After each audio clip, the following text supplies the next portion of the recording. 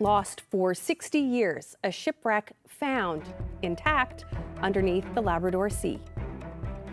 I first of all said, what's that? And then I said, that's it. And sure enough, that was it. It was Quest.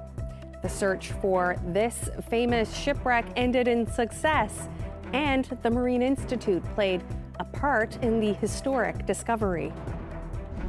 Clients, their families, employers, and communities are upset about a possible funding cut to supported employment. We'll have that story tonight on Here and Now. With the economy, the way everything is nowadays, everyone needs a little bit of help they can, whether it's low income or seniors. Shoppers are being mindful of their money. Business is up, but secondhand donations are down. This is CBC Here and Now.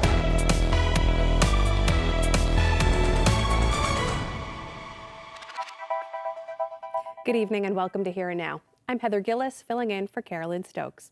Now our top story. A vessel that world-renowned polar explorer Sir Ernest Shackleton died on more than a century ago has been found off the coast of Labrador. It's the result of a search led by the Canadian Geographical Society. Here and Now's Mark Quinn has more. It's a most appropriate name for a famous exploring ship lost at sea for decades and now finally found. The Quest. I first said, what's that? And then said, that's it. It was so obviously Quest. It was so obviously a ship. Sonar identified it just east of Labrador, lying 390 meters below the surface. Huge amount of excitement throughout the ship. Everyone on our team who was present. It's a sense of euphoria. The ship's significance is tied to its most famous captain, Sir Ernest Shackleton. He was a prolific explorer of the Antarctic, and he died of a heart attack aboard the Quest while in the South Atlantic in 1922. The ship continued to work at sea and sank 40 years later. When I discovered that his ship, Quest, the ship he died on, was lying off the coast of Labrador, north of Newfoundland, I was just astonished. And that was the moment I thought, well, we've got to find it. Finding the Quest has long been a dream of many inspired by Shackleton's own perseverance. Shackleton's experience in Antarctica is timeless. We'll be talking about it for another 100 years. And the vehicle to do that today, to make it really tangible for everybody, but especially for young people, is visual images of the shipwreck itself. Geiger says Shackleton lived at a time when the North and South Poles were littered with the bodies of expedition members. But Shackleton himself was the only person to ever die on an expedition he led. I think it's the fact that he placed human life above his own ego, his own desire to achieve these geographic aims, that really sets him apart from many people of that era. A century later, 17 hours into their search, the ship he died on is revealed in a ghostly sonar image. The Royal Canadian Geographical Society, which led the search, is planning to return to the site later this year. They're hoping to gather close-up photographs with a remotely operated submersible. Mark Quinn, CBC News, St. John's. Now, coming up a little later in the show, we will hear from the leader of the expedition about the emotions of searching for that wreck, which has been lost for more than 6 decades. That's in 30 minutes on Here and Now. Staying with ships, the Humatek W, the ferry that ships vital goods and services to people in northern Labrador, was supposed to start its runs to the region this week, but it's been delayed. The NDP-MHA for Torngat Mountains says people are running low on supplies and the province is neglecting them. But to me, that apology was so empty and hollow, and more of a photo op for the Premier because of what we see this government doing to the services on the North Coast. And we're not talking about luxury. We're not talking about convenience. We're talking about our lives. Access to food, access to building materials. Now, the people of Makkovik are at a double disadvantage. Their main grocery store burned down earlier this month, but Evan says other communities are in crisis as well. More of my conversation with Leela Evans, that's ahead in 20 minutes on Here and Now.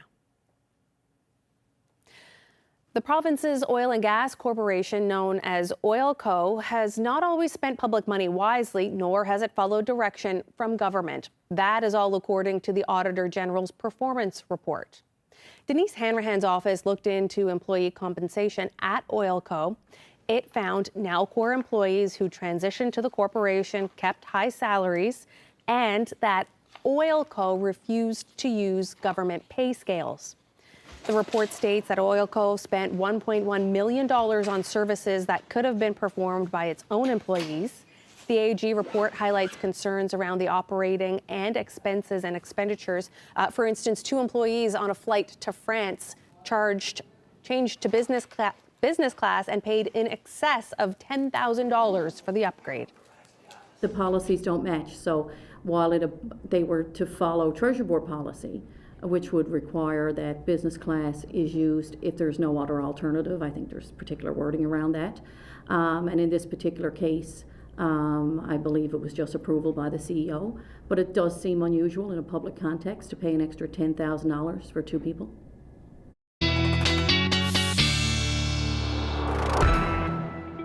Well, the weather started pretty nice today for most of us, especially up across Labrador. The heat has certainly returned this afternoon, but we do have an area of low pressure. Some of those showers starting to make their way across the island as we speak. Temperatures dropped this afternoon as well a little bit as that area of low pressure moved in for the island anyway. And the reason for that is really the onshore flow. But we've certainly got lots of heat up across the Big Land. Speaking of the Big Land, I showed you where the smoke was from the fires, and you can really see it on the satellite today. And we'll continue to see that smoke over the next couple of days as well. Not so much different, I guess, on the different scale of things. We're seeing lots of rain across parts of the island. This is the current satellite and radar. You can see some of those heavier showers moving over the Burin Peninsula, heading towards the Canagra Peninsula in areas like Burgeo as well. You're seeing some heavy showers, and you will continue to do so as we head through tonight. I'll tell you how much rain is on the way and when the weather will improve coming up. Thanks, Ashley.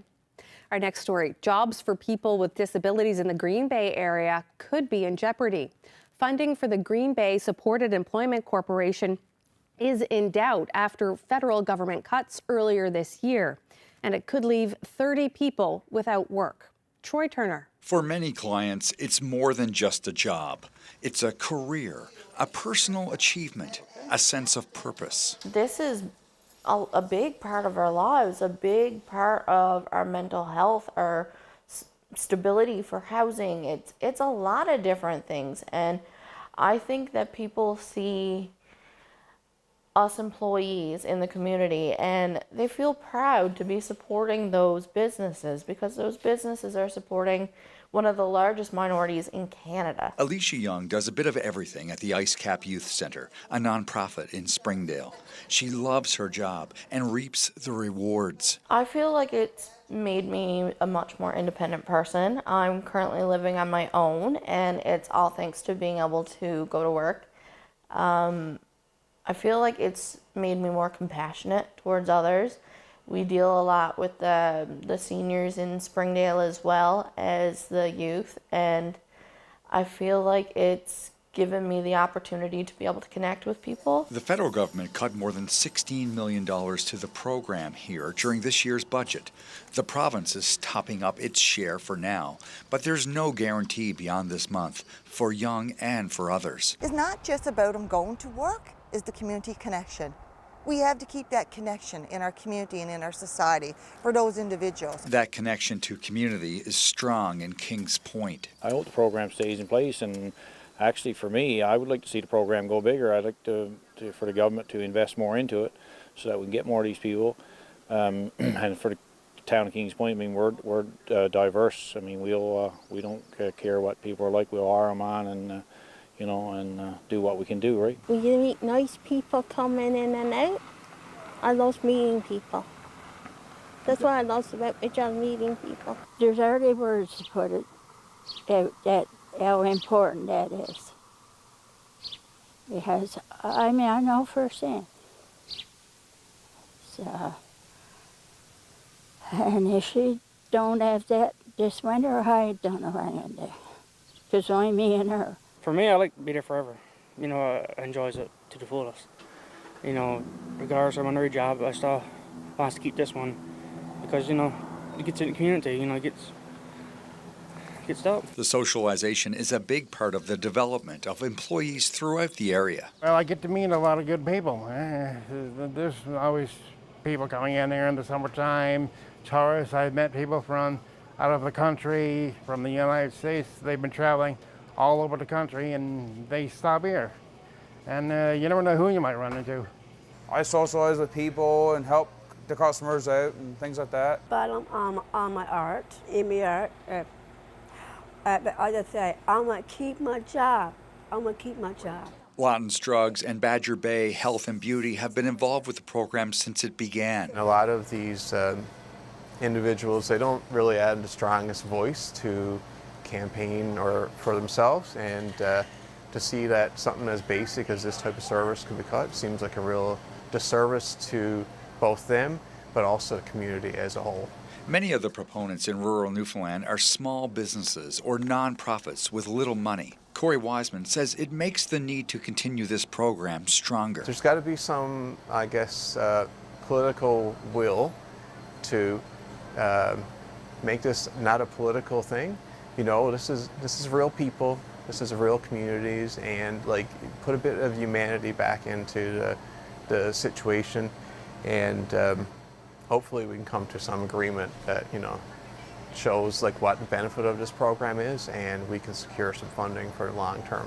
Moving forward, we're being positive, and you know, I'm feeling very positive that this will be resolved. Young says she will continue to lobby both levels of government to ensure funding for supported employment continues in this area, and in turn helps enrich the lives of her clients into the future. Troy Turner, CBC News, Triton.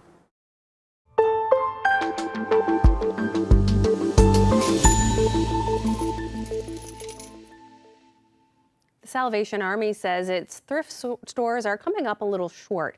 On one hand, sales are up, but more items are going out the door, meaning there's a need for more donations. The CBC's Arlette Lazarenko swung by the St. John store to check it out. This is a regular day at the Salvation Army thrift store on Kenmount Road, with a steady stream of shoppers combing the racks. Manager Letty Stone has been here for 6 years. She knows the regulars. She can also spot a boost in business and what it means. Demand has increased. Unfortunately, that the demand has increased for assistance, whatever the case, in lower price things. With the economy, the way everything is nowadays, everyone needs a little bit of help they can, whether it's low income, our seniors, or just our everyday, even working person that just needs help, needs a break. Shoppers are being more mindful of their money, and out here in the back, these bins aren't filling up fast enough. Donations are down. We're still, we're still doing well, but still we always need donations. Everyone's always needing something and looking for something. The need isn't dire. Daily donations are still coming in, but the organization says sales are up this year in Newfoundland and Labrador and right across Canada. In Vancouver Island, we opened a brand new store in Langford, just outside Victoria, and we had 235 people lined up out the door before we opened the doors. In Newfoundland, we're seeing sales up about 23%. Our sales are driven by donations. So when you see sales grow that much, we need the donations to keep pace. And we get tremendous donations here in Newfoundland, but we're looking for more. Triton understands why more people are turning to Facebook Marketplace to make extra money from their own secondhand sale. I think cost of living has an impact for sure. We saw a trend pre-COVID where people were starting to come in, starting to thrift, thinking it was a little, more trendy to do. Then COVID came, life impacted us hugely. But once we got out of that, people started coming in and saying, wow, the economy now, the rates have gone up, things are happening, it's costing a lot of money to drive, to do everything. How can I save some money, but also find some great value? And that's what we do with the Salvation Army.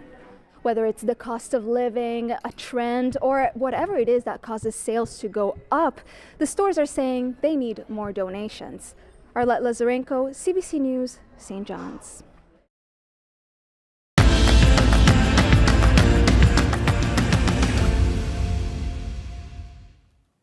Imagine you're watching your favorite movie, whether it's a romance or an action-packed thriller.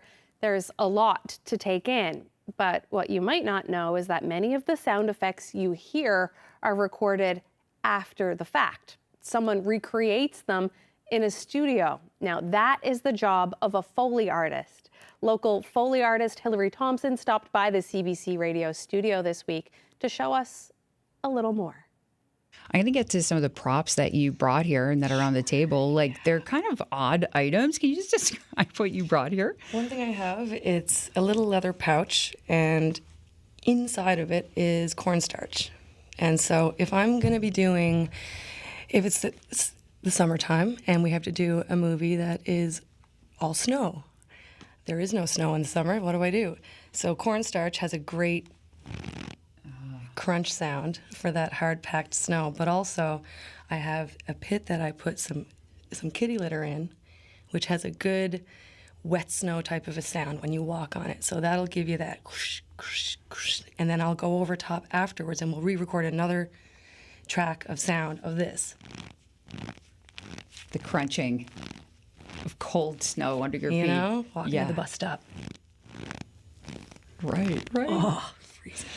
That one is like, it probably feels it in your hands too, kind of cringy. No, I'm good. That was very up close sound. So you brought some other, what is that? Another thing I have here is banjo picks.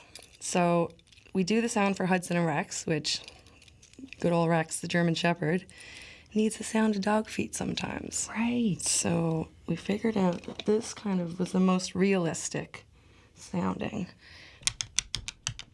That does sound like dog claws, yeah. So banjo picks on surface. Then you run. There you go. That's pretty clever.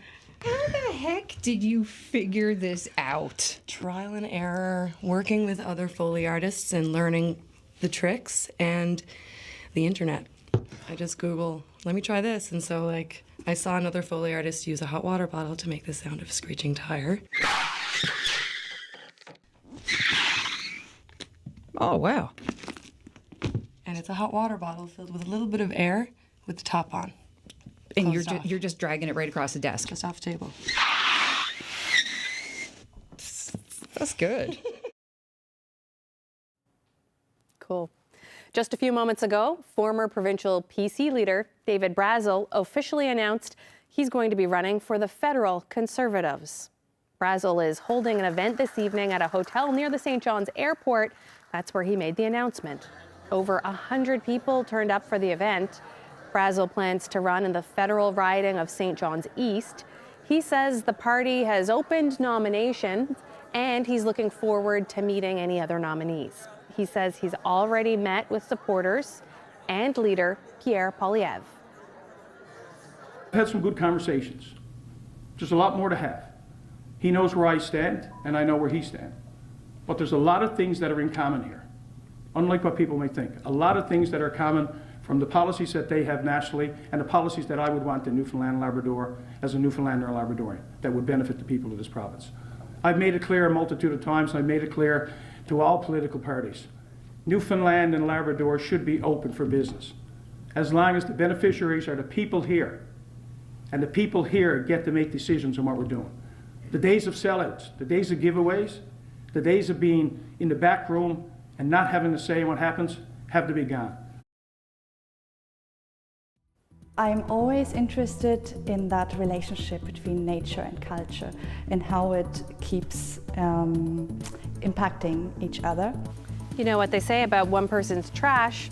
Still to come, meet a German artist who's getting all wrapped up in local culture and what's washed ashore. Well, we've got some rain on the way, already working its way across the province. Quite a bit of it in some areas. We'll talk all about it. I'll have your full forecast coming up.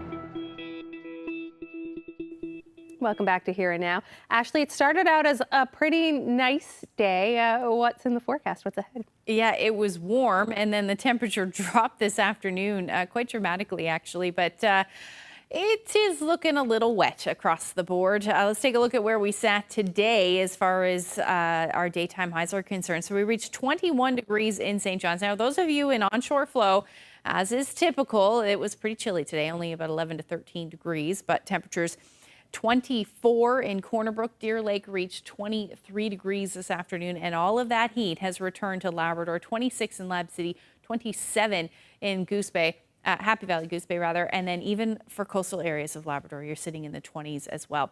This is going to stick around. We're going to see a bit of a dip and then back up again. A little bit of a roller coaster ride across Labrador. But this is where we sat overnight. It was fairly mild as well, 11 degrees this morning at 6 o'clock in the morning, climbed up to 21. And then those temperatures have been dropping through the day today down to 14 degrees currently at the airport. Still a beautiful day, though, up across the Big Land. Still sitting between 26 and 27 degrees. And it is currently 22 in Corner Brook. Now, it's getting wet, though. We've certainly got some heavy rain working its way in from the south. Burgeo seeing some of that right now, as well as the Burin Peninsula heading towards the Conagra Peninsula, and some heavier embedded showers across the Avalon. Now, these are going to continue to work their way north as we head through tonight. And it does look like the Avalon will see some of those heavier showers, heavier downpours through the overnight period, eventually reaching the northern peninsula and southeastern Labrador by the time we get into tomorrow morning. And overall, the clouds will be on the increase up across Labrador. You may see a few showers overnight for Lab West, but overall, your temperatures will be sitting between 11 and 13 degrees tonight, 4 in northern portions of Labrador. And the northern peninsula, you're in the single digits as well. Otherwise, sitting between 11 to 13. Winds will be out of the southeast, about 20 to 40 kilometers per hour tonight. And again, that heavy rain, the story for most of us. Now, as we head into tomorrow, rain will continue for the west coast, southeastern portions of Labrador. But as we head into the afternoon, most of us should be seeing a mix of sun and cloud, with at least some sun peeking out at times for most of central and even eastern areas of the island. For Labrador, chances some thunderstorms for Lab West, but that will happen later in the day as this front moves through, and you may see some through the overnight as well. And then we're also looking at the risk of some thunderstorms across the central areas of the island as well. This shows it very well there. So like I said, later in the day, late afternoon, early evening, they'll work their way across the Big Land and then central areas of the island in that time frame as well. So you'll see them pop up after we see some sunshine, more than likely. They'll pop up in the afternoon and then they'll move through fairly quickly. There'll likely just be showers, but there is the risk of some embedded thunderstorms in there as well. Now, as far as what's going on rainfall-wise, we could be talking about some significant rainfall in some areas, depending on where some of that heavy rain sets up. But we could be talking between 20 to 40 millimeters of rain for parts of the eastern portion of the island. Otherwise, 10 to 20, pretty much widespread, with the exception of, it looks like the eastern Avalon, likely only about 5 to 10 millimeters of rain expected.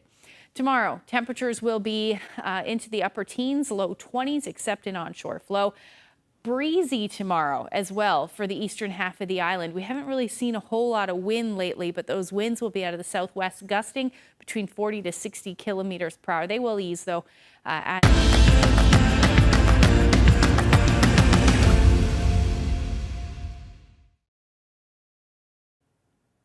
You're about to see a new exhibit that's all wrapped up in local culture, quite literally. You'll find fishing net intertwined with bones, ropes, and other material. The creation, total chaos. But as German artist Nadine Baldo explains, that's the point. We swung by Eastern Edge, a gallery in St. John's, to check it out. My name is Nadine Baldo. I'm a visual artist based in Berlin, and I'm interested in our relationship with nature. I mostly want to relate to even people who might have no idea what art could look like. So when people arrive here at this exhibition, Alive Matter, they will see lots of objects that I have collected in landscape that I found significant, that will tell them something about the relationship between nature and culture in Newfoundland.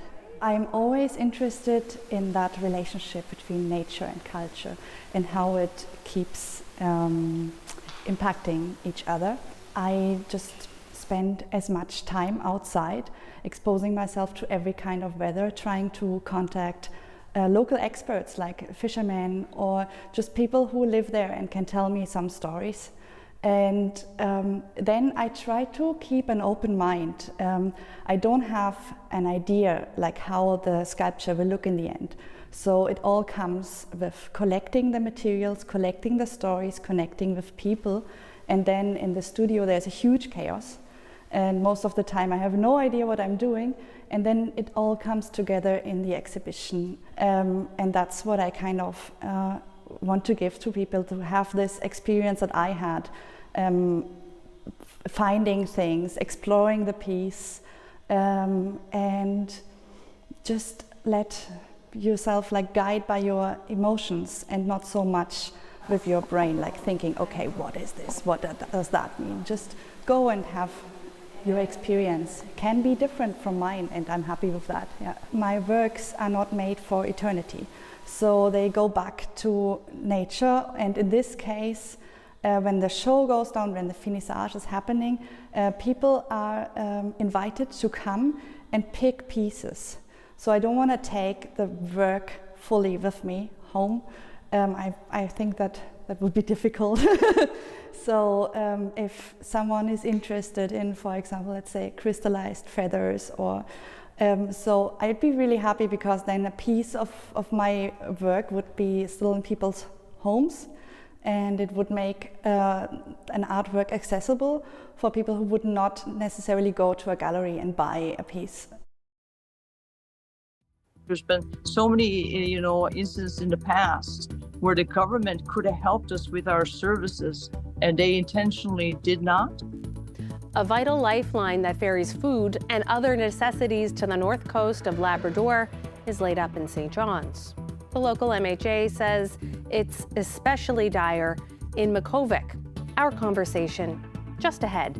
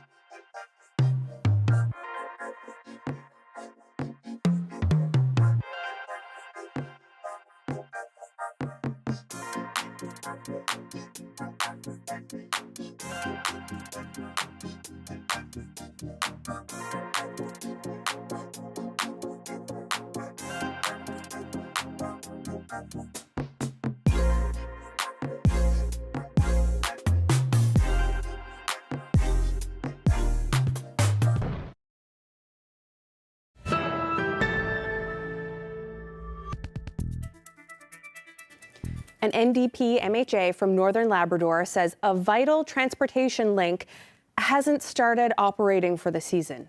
The Humatik W, the ferry service, should have started deliveries this week with goods like food and necessities for the North Coast. But it hasn't. Instead, the ferry is in St. John's Harbour. Leila Evans says supplies are running low since the grocery store in Makkovik burned down almost 10 days ago. Evans is joining us now. Thank you so much for being with us. Thank you for having me on the show. Well, you've called the government negligent in this situation. Can you tell us why? Well, because they knew we were without ferry service all winter. This is not like a 1-week delay for daily crossings. All winter, we haven't had access to the ferry service to bring in our cargo, bring in our food, bring in our freight, bring in our materials that we need. And the communities are really suffering. It's not only the community in Makkovik where the major store burned down, but all the communities on the North Coast. And we've been waiting now all winter. So. Mm-hmm. Speaking of that fire at the grocery store, how have people been getting goods and other supplies since it burned down? Well, the community in Makkovik has been relying on a smaller store, A&K Variety, and they've stepped up, but they have to get their goods flown in because the ferry is not available to bring the food and the materials into the community. And that's putting pressure on the airlines because the airlines want to help the store bring food and goods into the community. But also, we have patients that need to fly. We need regular passenger flights. It's a very, very busy season for the airlines. So not having the Humatik W start on time really is creating much difficulty. Mm-hmm. And to your knowledge, what is the holdup with getting that ferry service started? They intentionally left it on the Fogo run, even though they knew that they would have to put it into maintenance for maintenance before they brought the ferry back up to Labrador to put it on its maiden run for June the 10th. And what we're looking at now is we're looking at we're at least a week delay. And this year we were ice free. We had the earliest spring that we can remember.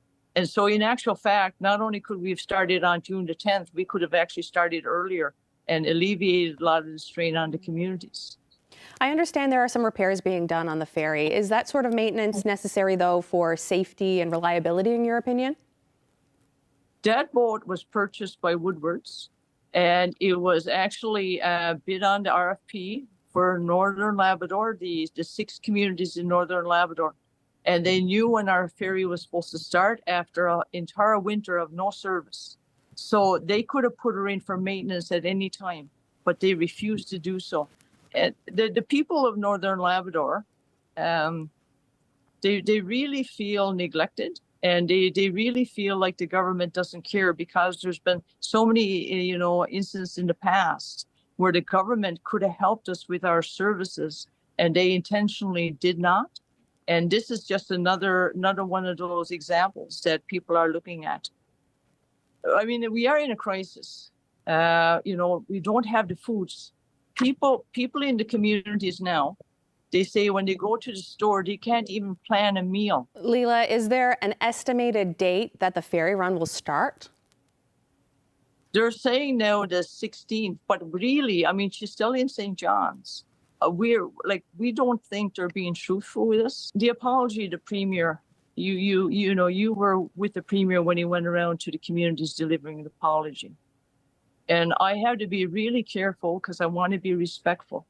But to me, that apology was so empty and hollow and more of a photo op for the Premier because of what we see this government doing to the services on the North Coast. And we're not talking about luxury. We're not talking about convenience. We're talking about our lives, access to food, access to building materials. Leela Evans, thank you so much for joining us. From one ship to another, we have more now on explorer Ernest Shackleton's lost ship. The Quest sank in the early 1960s and has been found intact nearly 400 meters below the surface of the Labrador Sea. That team included staff from the Marine Institute and was led by John Geiger and the Royal Canadian Geographical Society. Today, Geiger described the emotional ups and downs of the search and the moment they found the ship.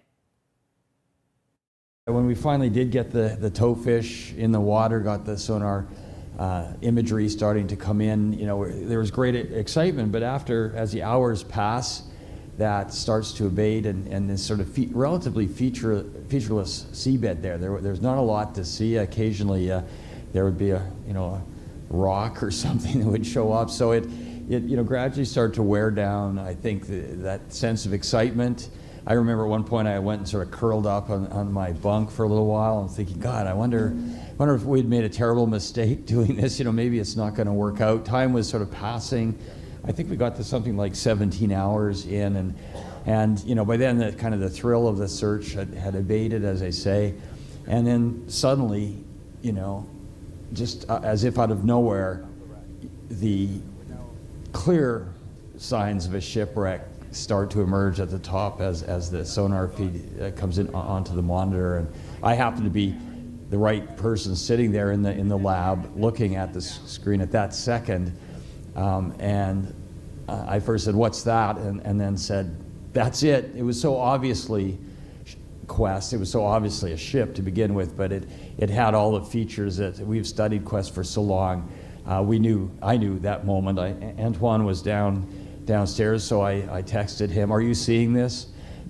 David had gone, he'd been up for 36 hours and had gone to take a nap, so we got him up very quickly, and he made his way up. I think Antoine nearly fell down the stairs trying to get down to get David. So there was a huge amount of excitement throughout the ship. Everyone on our team who was present, it's a sense of euphoria. You work so hard. It's been, as Paul alluded to, many years that we've been planning and hoping to do this, and to actually have a find, it was a very special moment.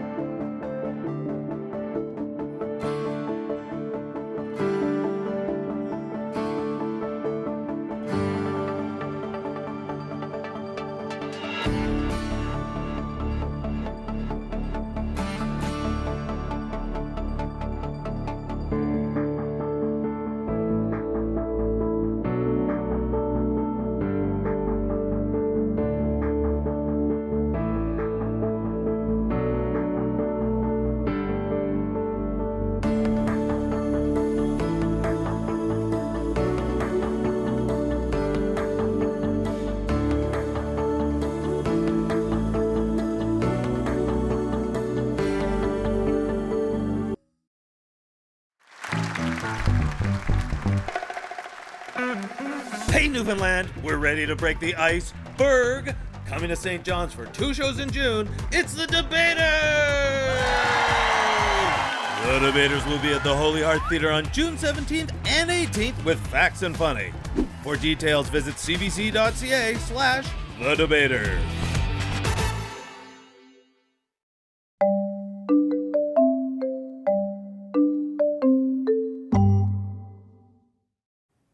Some students in St. John's have been getting their hands dirty. It's all part of the Little Green Thumbs program. It encourages young people to learn in their own garden classrooms. The CBC's Daryl Roberts paid a visit to St. Matthew's School this morning to dig in. Little Green Thumbs is a program for students in our schools. It's right across Canada. It gives children and their teachers an opportunity to grow plants, to grow food from seed right to plate. So this is our kindergarten garden. We received lots of seeds from agriculture in the classroom, and we decided that we wanted to plant lettuce, cucumber, Swiss chard, nasturtium, pole beans, because apparently they grow right to the ceiling, and they did. What are you going to do with those beans? When I go home and plant this, it's going to go all the way up to the ceiling, and then I'm going to climb it and jump off it. We are doing sunflower planting with St. Matthew's School, 120 children from K to grade 6 who are doing our gardening program inside the school this year. And how excited are you to plant sunflowers today? Really excited. I love flowers because they smell nice. The special ones I like is sunflowers and roses. Well, the whole program is where their food comes from, closer to local farms. We have farmers that go in, beekeepers go in, just so they can experience every facet of agriculture that they possibly can from September to June. And it leads into them doing gardens. That's what we want to see them doing, their own gardens, doing their own greenhouses, you know, healthy eating and making healthy choices in the future, now and in the future, and being better consumers and making good choices in the future and eating local. We all need to eat. It's food insecurity is a thing, and it is a concern, and we need to teach our littlest of learners how important it is to know where your food comes from, the time, the care, the effort that goes into that, so that we can value that, and to support our agricultural industry, and to try and eat new foods. The children will eat foods that they won't eat at home or try at home. Everything always tastes better when you grow it yourself, of course.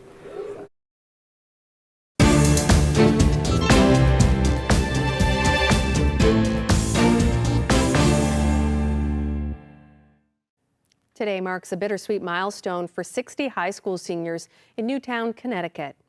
They're survivors of the Sandy Hook Elementary School shooting 12 years ago that killed 20 of their grade 1 classmates and 6 educators. They graduated from Newtown High School with mixed emotions. We want to be remembering our friends, and we are going to keep them with us, but it's also something that we wish we never had to deal with. Compared to some of our classmates who didn't go to Sandy Hook, our memories of elementary school are weirdly empty, we've blocked out massive parts of it. But it is still graduation, and it is still an exciting day, and we're trying to make sure we put, that feeling first. The mass shooting at Sandy Hook on December 14, 2012 was one of the deadliest in U.S. history. The victims were honored at the graduation ceremony. All the surviving students have been advocates against gun violence since the shooting. In other news now, you may remember a story from April about a Saskatchewan farmer who got a surprise when he found pieces of space junk on his land. And he wasn't the only one. 5 farmers found 8 pieces of debris in total in the area. They belong to SpaceX, and the company came to collect yesterday. The CBC's Laura Sharper-Letty was there. Are you guys with SpaceX? I'm very sorry, we're not able to speak to journalists. 2 men in a U-Haul.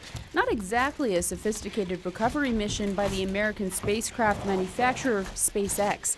They were greeted by the farmer who found their space junk and a horde of media. We are with SpaceX, and I'm afraid we're not allowed to make any statements on behalf of SpaceX. Do you know why it didn't burn up? I'm sorry, I'm not allowed to make any statements. It's on this very property where space and farming collided mere months ago. SpaceX came out all the way to near Ituna, Saskatchewan to pick up 4 pieces of space debris that were supposed to have burned up in the atmosphere. The 2 SpaceX employees repeatedly told reporters they could not answer questions, but they did speak with Barry Sawchuk in a separate room. Well, they're trying to figure out why it's not burning up coming down. And it's like hopefully once in a lifetime thing that they find out why it didn't. This astronomer says the burnt up space trash was the trunk part of a SpaceX Dragon spacecraft. In February, the spacecraft returned to Earth carrying 4 passengers from the International Space Station. She says the fallen space junk will not be an isolated incident. It's going to happen over Canada more often because of the orbits that SpaceX has chosen to use, right? SpaceX dominates the use of orbit right now. They have something like 62% of all satellites are SpaceX. So it's really important for Canadians to know, like the highest density of those Starlink satellites is right above our heads, right here in southern Saskatchewan. Lawler says SpaceX needs to be transparent about how their operations are affecting the atmosphere and how they deal with situations like this one. There's no public admission of this. There's no apology. There's no, right? Like they could have killed people. They could have killed people in Saskatchewan. Those pieces are huge, right? What if it had fallen on Regina? What if it had fallen on Barry Sawchuk's house, right? Like it absolutely would have killed people. SpaceX paid Sawchuk an undisclosed sum for the debris. Now, the farmer says he's ready to move on from the space saga and hit the fields once again. Just get back to work, just keep getting ready for spraying and stuff like that. In the meantime, Sawchuk says all the money he received from SpaceX for the debris will go directly into funding the new Ituna rink. Laura Sharper-Letty, CBC News, near Ituna.